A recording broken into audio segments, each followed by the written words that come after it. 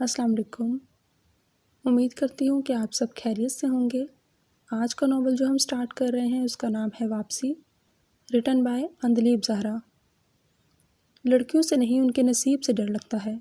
جب سے بینا پھوپھو کی تیسری بیٹی ہوئی تھی، دادی اٹھتے بیٹھتے یہی کہتی، کیسی گنوں والی تھی میری، نا قدروں میں چلی گئی۔ دادی کو بیٹی کا صدمہ تھا۔ اپنے زمانے میں بہت دبدبے والی خاتون تھیں، لیکن بیٹی کی شادی کے بعد زور و رنج اور رفیق القلب ہو گئی تھی۔ ان دنوں 13 سالہ حریم دادی کی بہترین سامہ تھی، لیکن اس وقت ان کی باتیں اس کے سر پر سے گزر جاتی۔ تعلیم، تربیت، جہیز، معلوم نہیں کہاں کمی رہ گئی تھی۔ وہ اکثر کھو سی جاتی۔ ارے اپنے جگر کے ٹکڑے پڑھا لکھا کر تراش کر اگلوں کے حوالے کرو اور وہ کچھ نہ کچھ گردانے۔ جب پھپھو سے فون پر بات ہوتی تو وہ یہی کہتی۔ حریم کی زندگی کے ہر دن کی شروعات بابا اور ماما کے پیار سے ہوتی اور دادی کی دعاؤں پر اختتام پذیر ہوتی۔ وہ شادی کے 8 سال بعد پیدا ہوئی تھی، جب امیدیں دم توڑ چکی تھیں۔ اپنے والدین کے لیے وہ 7 بیٹوں کے برابر تھی۔ اس کی پیدائش پر دل کھول کر خوشیاں منائی گئی تھیں اور حقیقتاً اسے کسی شہزادی کی طرح رکھا گیا تھا۔ حریم نے ہمیشہ محبتیں ہی سمیٹی تھیں، سو زندگی کا تاریک پہلو یا لوگوں کے منفی رویے اس کی نظروں سے اوجھل ہی رہے تھے۔ بینا اس کی اکلوتی پھوپھی تھی، ناز و نعیم میں پلی، خوبصورت خوب سیرت، لیکن نصیب کے ہاتھوں مار کھا گئی تھی۔ شوہر شقی القلب، اوپر سے 3 بیٹیاں، سو صبر سے زندگی گزار رہی تھی، لیکن آنکھوں کی ویرانی دلی کیفیات کے گمگماز تھی۔ دادا دادی کی زندگی بیٹی کے حالات پر کرنے گزر رہی تھی۔ بس بابا، نو اسٹڈی۔ GSC کے رزلٹ کے بعد اس نے اعلان کیا، بس گھومنا پھرنا ہوگا، انجوائمنٹ۔ مسکراتے ہوئے بابا سر ہلا رہے تھے، گویا متفق ہوں۔ جی نہیں، گھرداری سیکھو، کھانا پکانا، ورنہ تانے مجھے ملیں گے۔ امی نے اس کی پلاننگ سن کر تربیتی انداز میں کہا۔ بابا، اس نے شکایتی انداز میں کہا۔ وہ کندھے اچکا کر رہ گئے۔ سمینہ اگلے ماہ آ رہی ہے جنید کے ساتھ، اب اپنوں میں کیا سوچنا، اچھا ہے نا، بیٹی اپنوں میں ہی جائے گی۔ اس نے لاؤنج سے نکلتے ہوئے امی کی آواز سنی۔ جنید اس نے کافی سال پہلے دیکھا تھا، پھر بھی مائل، سانولا رنگ، کم گو لڑکا، جس کے کالے ہونٹ اور حلقے اسے کبھی پسند نہ رہے تھے۔ خالہ، جنید بھائی کے اتنے حلقے کیوں ہیں؟ وہ منہ پھٹ صدا سے تھی۔ ارے بیٹا، بہت محنت کرتا ہے وہ، پڑھائی، جاب، بس صحت سے لاپرواہ ہے۔ خالوں کے بعد وہی بڑا ہے نا گھر کا۔ خالہ کے پاس ہر بات کا جواب ہوتا تھا۔ امی اور خالہ اکثر اپنا رشتہ مضبوط کرنے کے لیے اس کا اور جنید کا تذکرہ کرتیں، لیکن ابو، وہ تو لاڈلی بیٹی کو اپنے قریب رکھنا چاہتے تھے، کسی قدردان کے ہاتھوں دینا چاہتے تھے، اور ایسے میں اس کے ذہن میں ہمیشہ ارسل کا نام آتا۔ ارسل شمائلہ کا بھائی تھا۔ ان تینوں کی تکون اسکول سے کالج اور یونیورسٹی تک مشہور تھی۔ وہ دوست تھے، کب دل بدلے معلوم نہیں، بس ایک دوسرے کا ساتھ تقویت کا باعث بنتا۔ معلوم نہیں قسمت میں کیا لکھا تھا، لیکن وہ والدین کے فیصلے پر راضی برضا رہنے والی لڑکی تھی۔ اس نے امی ابو کی تمام باتیں شمائلہ سے ڈسکس کیں۔ تم اب بتا رہی ہو، اس کے لہجے میں شکوے تھے۔ ارسل بھائی نے تمہیں ہمیشہ ایک مضبوط رشتے میں دیکھا ہے اپنے ساتھ۔ حریم بالکل خاموش ہو گئی۔ اس کی نظریں اس کرنوں پر تھیں جو جالی کے دروازے سے چھن چھن کے اندر آ رہی تھیں۔ ارسل نے اسے سائیکل چلانا سکھائی تھی، کمپیوٹر میں وہ اس کا استاد تھا، کوئی پریشان کرتا تو ایسا سبق سکھاتا کہ بس۔ اسے بھی اپنی زندگی میں ارسل مہربان ابر لگتا، کبھی سرما کی دھوپ، کبھی بن موسم کی ہلکی سی پھوار جیسا۔ لیکن امی اور بابا نہیں مانیں گے، وہ غیر کو اپنوں پر فوقیت نہیں دیں گے۔ اس لیے اس نے اپنے دل کا راز کسی پر آشکار نہیں کیا تھا، لیکن آنکھیں جو سب کچھ عیاں کر دیتی ہیں، جن میں ارسل کو دیکھ کر چمک آ جاتی تھی، اس نے گہری سانس لی اور فون بند کر دیا۔ اگلے روز ارسل شمائلہ اور اپنے والدین کو لے کر آ گیا۔ پڑوسی تھے، برسوں پرانے تعلقات، تینوں بینا پھپھو سے ٹیوشن پڑھتے، سو وہ ان کی دوست تھیں۔ امی اور بابا نے سبھاؤ سے انکار کر دیا۔ انکل، جواز تو بتائیے نا، ارسل نے التجا کی۔ ہم خاندان سے باہر رشتے نہیں کرتے۔ ایک بینا کیا کیا جس پر آپ تک پچھتا رہے ہیں؟ امی نے رکھائی سے کہا۔ بینا ارسل کے ابو کے تواسط سے آنے والے رشتہ داروں میں ہی بیاہی گئی تھی، سو کھچاؤ فطری تھا۔ بار بار کہنے کے باوجود انکار اقرار میں نہ بدلا، یہاں تک کہ بینا پھپھو اپنے شوہر کے ساتھ آئیں۔ ابو متذبذب ہو گئے۔ بظاہر ارسل میں کوئی خرابی نہ تھی۔ امی نے حریم سے پوچھا، انداز میں سختی تھی۔ وہ چپ چاپ دیکھتی رہی۔ جو آپ کی مرضی، کہہ کر سامنے سے ہٹ گئی۔ ہاں، دھیان میں بار بار وہ براؤن آنکھیں آتیں جو کبھی شکوہ کناں ہوتیں، کبھی مسکراتیں۔ وہ بار بار دل کو سمجھانے لگتی، ایک بار پھر سوچ لو۔ بابا تو چاہتے تھے بیٹی نظروں کے سامنے رہے۔ جب خاندان میں بر موجود ہے تو باہر کیوں جائیں؟ وہ بے نیازی سے کہہ رہی تھیں۔ حقیقت یہ تھی کہ وہ ان خواتین میں شمار ہوتی تھیں جو میکے کو ہر بات پر فوقیت دیتی ہیں۔ میکے کے نام پر فقط بہن ہی تھی، سو وہ رشتہ مضبوط کرنا چاہتی تھیں، چاہے بیٹی کا دل ٹوٹ جائے۔ انہوں نے خالہ کو فون کر کے رضامندی کا پیغام دیا۔ حریم کا دل خاموش تھا، اس سے خفا بھی۔ ایسے لگتا جیسے بابا خوش نہیں ہیں۔ بینا پھپھو خاموش تھیں۔ شمائلہ نے اس دن کے بعد تعلق توڑ لیا تھا۔ ارسل کہاں تھا؟ کچھ خبر نہیں۔ خالہ پوری تیاری کے ساتھ آئی تھیں۔ ارے، اپنی گڑیا کو اس شان سے لے کے جاؤں گی کہ دنیا دیکھے گی۔ وہ بار بار اعلان کرتیں، یہ تو میری پری ہے، کام کروا کر ہاتھ خراب مت کرواؤ اس کے۔ وہ برتن دھوتی تو جھٹ سے امی کو ٹوکتیں۔ صدف اور ہمنا اس کے لیے تحائف لائی تھیں۔ ہماری بھابھی تو ایسٹرن بہو ہے، صدف اس کے لمبے بالوں کو سراہتی۔ جنید ہوٹل میں ٹھہرا تھا کیونکہ اس کو یہاں رکنا مینرز کے خلاف لگ رہا تھا۔ ابو کو اس کی یہ بات بہت معقول لگی، غرض یہ کہ خالہ کے برتاؤ نے ان کی خدشات دھو ڈالے۔ صدف اور ہمنا کے ساتھ حریم بہل گئی تھی اور انہی دنوں اس کا نکاح ہو گیا۔ بہت شان سے شوکت سے ہوا۔ ایک دنیا اکٹھی تھی ماں سوائے بینا پھپھو کے۔ تحمل مزاج بھابھی نے بھی ناراض نند سے دوری ہی بہتر سمجھی۔ چند دن پاکستان میں گزار کر خالہ کی فیملی UK چلی گئی۔ اس دوران دعوتیں اڑائیں، سیریں کیں۔ جنید کم گو اور سنجیدہ مزاج نوجوان تھا۔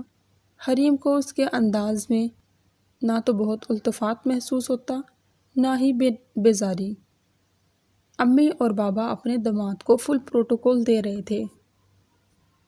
اس کی سب سہیلیوں نے پورے جوش کے ساتھ شرکت کی تھی، ماں سوائے شمائلہ کے۔ اس نے ٹیرس سے دیکھا کہ ان کے گھر کی بتیاں بند تھیں، شاید کہیں گئے ہوئے تھے۔ خالہ کی فیملی واپس چلی گئی۔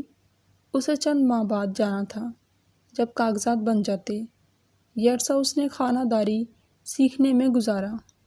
جنید کا فون آتا مگر بہت کم، اور خود سے کرنا نامناسب لگتا۔ ہاں، خالہ بہت خلوص کا اظہار کرتیں۔ جنید کی محنت، جاب، ڈبل شفٹ کا تذکرہ کرتیں۔ 6 ماہ پلک جھپکتے ہی گزر گئے اور آخرکار اور اب UK کی سرد فضاؤں میں کھڑی خود کو نئے ماحول سے مانوس کر رہی تھی۔ ہفتہ 10 دن تو دعوتوں میں گزر گئے، پھر زندگی معمول پر آ گئی۔ سارا گھرانہ جاب کرتا تھا، صرف ہمنا پڑھ رہی تھی۔ وہ سارا دن TV دیکھتی یا دیواریں، ہر شے ساکت لگتی۔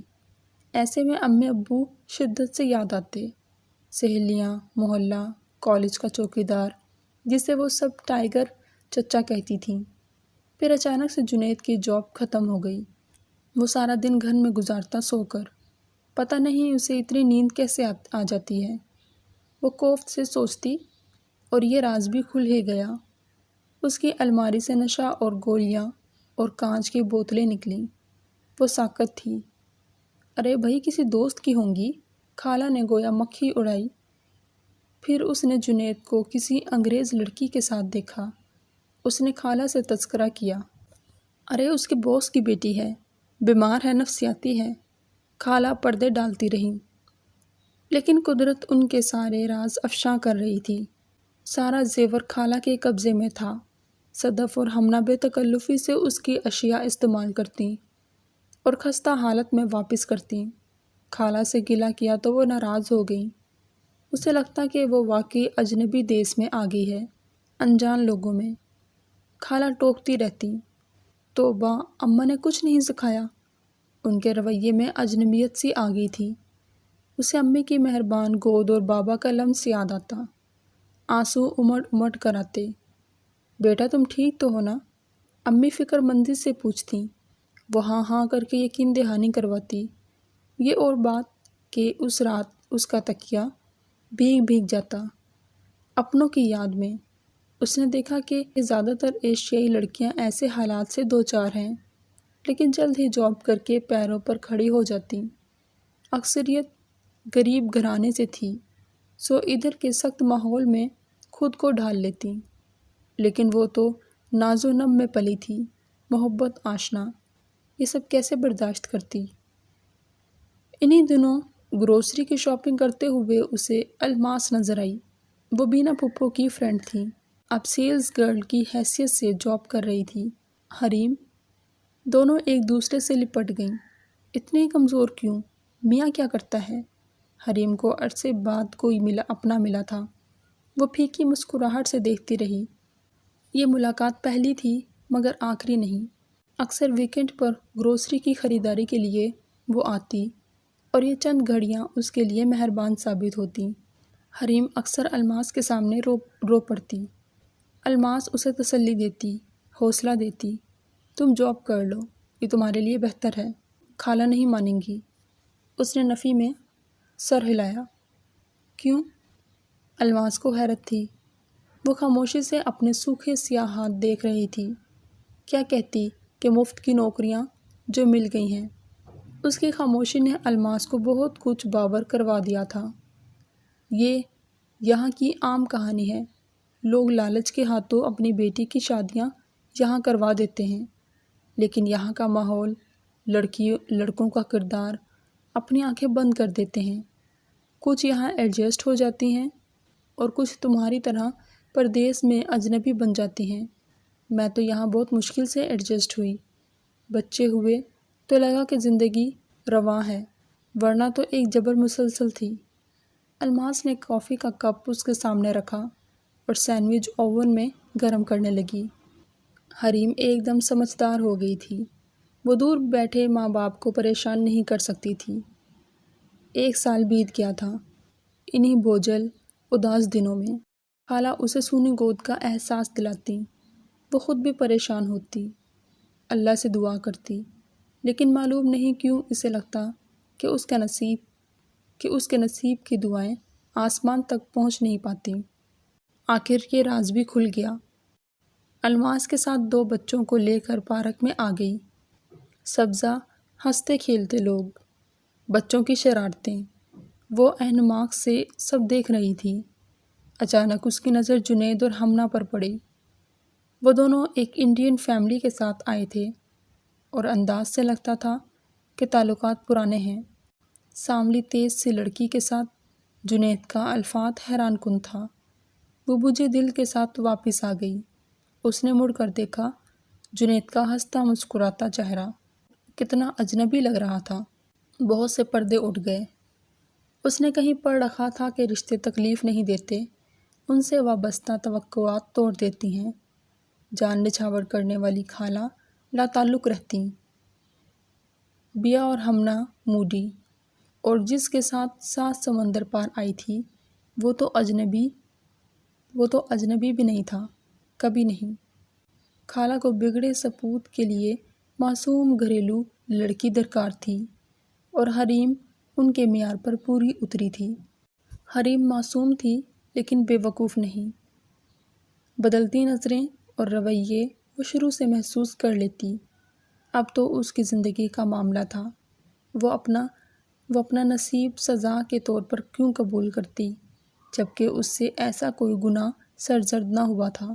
اس نے والدین کا حکم قبول کیا تھا، اس فیصلے کو نبھانے کی کوشش کی تھی، لیکن یہ کہاں لکھا ہے کہ وہ خود کو اذیت کی بھٹی میں جھونک دے۔ اس سرد اور بے مہر دنوں میں شمائلہ کی کال آ گئی۔ وہ حریم سے ناراض تھی، بہت ناراض، لیکن اس کی مشکل زندگی کا علم ہوا تو سارے گلے لا تعلقی اور ناراضگی بھاپ بن کر تحلیل ہو گئے۔ دونوں رو رہی تھیں۔ آخر ارسل کی آواز نے انہیں ہوش کی دنیا میں لا کھڑا کیا۔ بس کر دو شمی۔ شمائلہ کی کال پہلی تو ثابت ہوئی لیکن آخری نہیں۔ حریم کو بہت سہارا لگتا۔ اجنبی دیس میں بے مہر رویوں میں امید دلاتا لہجہ اس کی دھارس بن جاتا۔ وہ کسی ایک فیصلے پر پہنچ جانا چاہتی تھی۔ انہی دنوں جنید نے بہانے سے اس سے جھگڑا کرنا شروع کر دیا۔ وہ جواب دیتی تو مار پیٹ پر اتر آتا، غلیظ زبان، الزام تراشی۔ اسے جنید کے رویے نے احساس دلایا کہ وہ محض خالہ کی پسند ہے، اسے دبو بدھو لڑکیاں نہیں پسند۔ حریم اپنی تذلیل پر روتی، کیا مجھے کوئی دعا نہیں ملی جو اتنا ظالم شخص ملا ہے؟ وہ اپنی ہتھیلیاں دیکھتی اور خود سے سوال کرتی۔ اسے بینا پھپھو بہت یاد آتی۔ بے شک ان کی زندگی اب بہتر تھی، ساس سسر فوت ہو چکے تھے، نندوں کا زور ٹوٹ چکا تھا، لیکن ایک صبر ان کے چہرے پر رقم تھا۔ وہ ہر دم اپنی بیٹیوں کے لیے دعا گو رہتی۔ شوہر کو اب بیٹیوں نے نرم کر دیا تھا۔ اسے یاد تھا کہ بینا پھپھو ایک بار مار کھا کر میکے آئیں۔ دادی کا بی پی ہائی ہو گیا، ابو پریشان، دادا چاہتے تھے کہ بیٹی واپس چلی جائے، لوگ کیا کہیں گے، وہی پرانی بوسیدہ سوچ۔ آخر امی نے ہمت کی، ابا جان، بیٹیاں اس لیے نہیں ہوتیں کہ انہیں پڑھا لکھا کر مار کھانے کے لیے بھیج دیں، کچھ دن رکیے، بینا کی حالت سنبھل جائے، پھر کوئی قدم اٹھاتے ہیں۔ اور واقعی امی کے تدبیر اور معاملہ فہمی نے پھپھو کے مسائل حل کرنے میں مدد کی تھی۔ اب آپ اپنی بیٹی کے لیے کیا فیصلہ کریں گی؟ حریم نے آنسو پوچھتے ہوئے خود کلامی کی۔ شمائلہ سے اس نے مشورہ کیا، میں بہت تھک گئی ہوں، ٹوٹ گئی ہوں۔ اس کی آواز میں بین تھے۔ شمائلہ دم بخود تھی، ساکت۔ حریم، ہم سب تمہارے ساتھ ہیں، واپس آؤ۔ اس نے کتنے عرصے بعد ارسل کی آواز سنی تھی۔ وہ کچھ کہہ رہا تھا، کیا؟ اس کی سمجھ میں نہیں آ رہا تھا، بس آنسو امڑتے آ رہے تھے بنا رکاوٹ کے۔ جب خالہ کی آواز نے اس کو جھنجھوڑ کر رکھ دیا، اچھا تو یہ ہے وہ یار جس کی آواز سے تیرا دل نہیں لگتا میرے بیٹے کے ساتھ۔ آپا نے اچھا نہیں کیا، اتنا بڑا دھوکہ۔ وہ صفائی دینا چاہ رہی تھی لیکن شورغل، گالیاں، پھر جنید کی دھاڑ اور مار پیٹ کی آواز۔ فون کال منتقل نہیں ہوئی تھی۔ ارسل اور شمائلہ سن سی حالت میں تھے۔ شمائلہ نے فون کر کے حریم کے والدین کو بتا دیا۔ جنید چھوڑنا چاہتا تھا، اب تو بہانہ مل گیا تھا اس کو۔ خالہ نے بھی فون کر کے اسے خوب بدنام کیا۔ بابا، کیا آپ کو اپنی بیٹی پر بھروسہ نہیں ہے؟ حریم کی ایسی حالت دیکھ کر بھی وہ خاموش تھے۔ حریم نے سب کچھ بتا دیا۔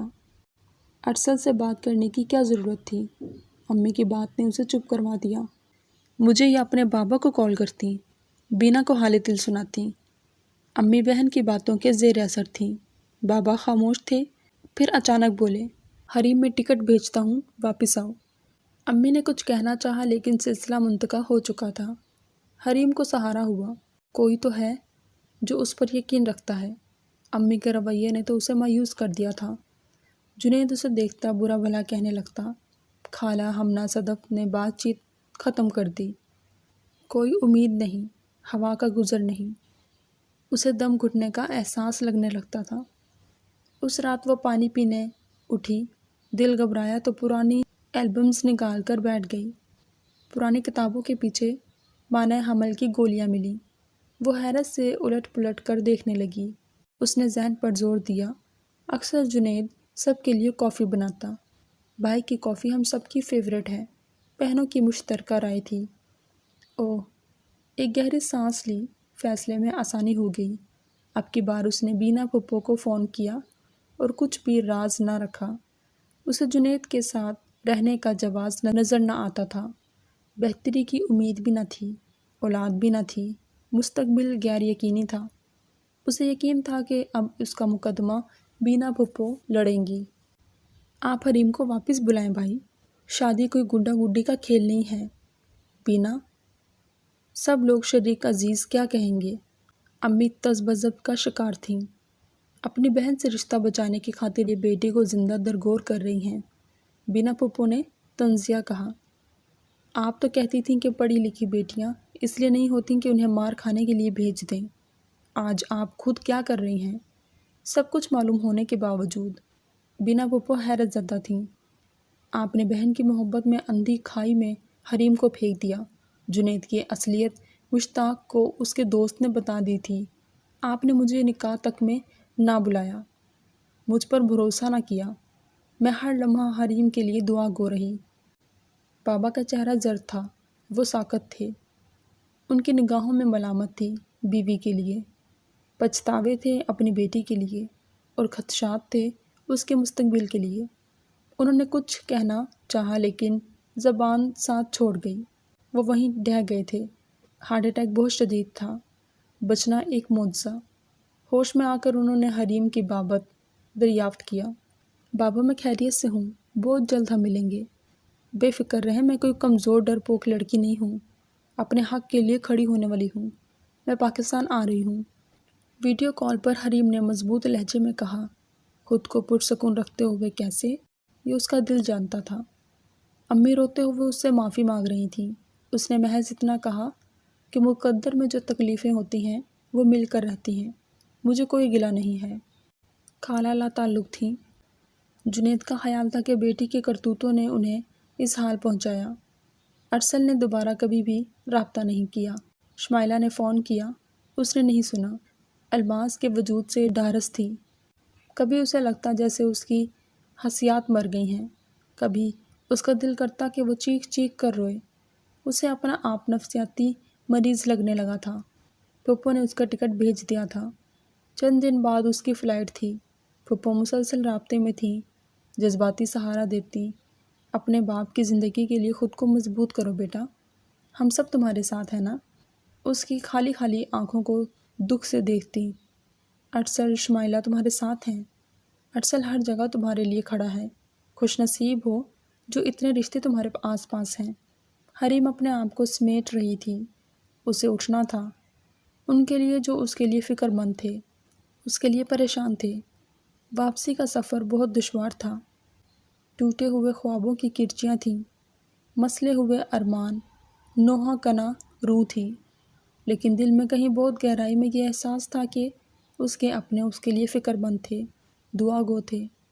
انہوں نے اسے اکیلا نہیں چھوڑا۔ اور ارسل، اس کا خیال آج بھی اسے سکون دیتا تھا۔ یقین کا احساس جس نے اس کی روح پر مرہم رکھ دیا تھا۔ اس وقت اس کا یقین کیا جب سب کچھ اس کے خلاف تھا۔ ہاں، اس تکلیف دہ سفر کے اختتام پر ایک روشن امید اب بھی موجود تھی۔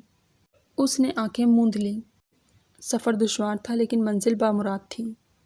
ختم شد۔ اوکے، تو اسی کے ساتھ اس ناول کا بھی اختتام ہوتا ہے۔ دعاؤں میں یاد رکھیں۔ Take care. اللہ حافظ۔